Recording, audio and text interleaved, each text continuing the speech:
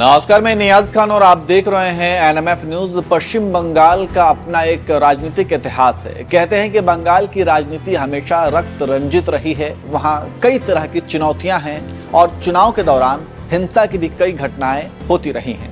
इतिहास गवाह है कि ममता सरकार से पहले जब वामपंथियों की सरकार थी, उससे पहले से ही बंगाल की राजनीति में हमेशा हिंसा देखा गया है।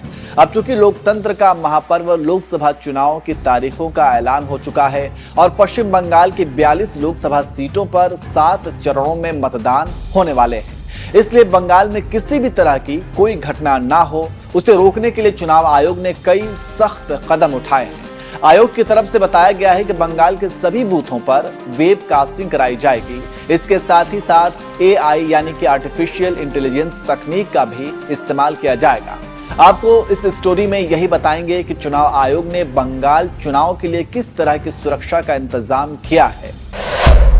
Booth to booth webcasting. चुनावी प्रक्रिया में पारदर्शिता लाने के लिए बूथ टू बूथ वेबकास्टिंग की शुरुआत की गई है। बूथों पर क्या चल रहा है, कौन वोट देने आ रहा है, किसी तरह की कोई गड़बड़ी तो नहीं हो रही है, ऐसे तमाम गतिविधियों पर नजर रखने के लिए वेबकास्टिंग प्रक्रिया की शुरुआत की गई है। ऑनलाइन रखी जाएगी नजर। इसका मतलब यह है कि इस प्रक्रिया में ऑनलाइन ही नजर रखी जाती है। चुनाव आयोग ने पहले ही चेतावनी दी है कि किसी भी तरह की भ्रामक बातें बर्दाश्त नहीं की जाएंगी। निर्वाचन अधिकारी देंगे जानकारी। सुरक्षा के लिहाज से संवेदनशील बूथों की वेबकास्टिंग होनी थी। इसके लिए निर्वाचन अधिकारियों को ऐसे संवेदनशील बूथों की पहचान करने का आदेश दिया गया था, लेकिन अब आयोग की ओर से मिली जानकारी के मुताबिक राज्य के 100% बूथों पर वेबकास्टिंग होगी। हालांकि 2021 में बंगाल विधानसभा चुनाव के दौरान वेबकास्टिंग की गई थी, लेकिन सिर्फ 50.31% बूथों पर ही यह व्यवस्था थी। इस बार इसे बढ़ाकर 100% कर दिया गया है। आपको बता दें कि पश्चिम बंगाल में कुल 42 लोकसभा सीट हैं और इन सीटों पर 7 चरणों में मतदान होनी है।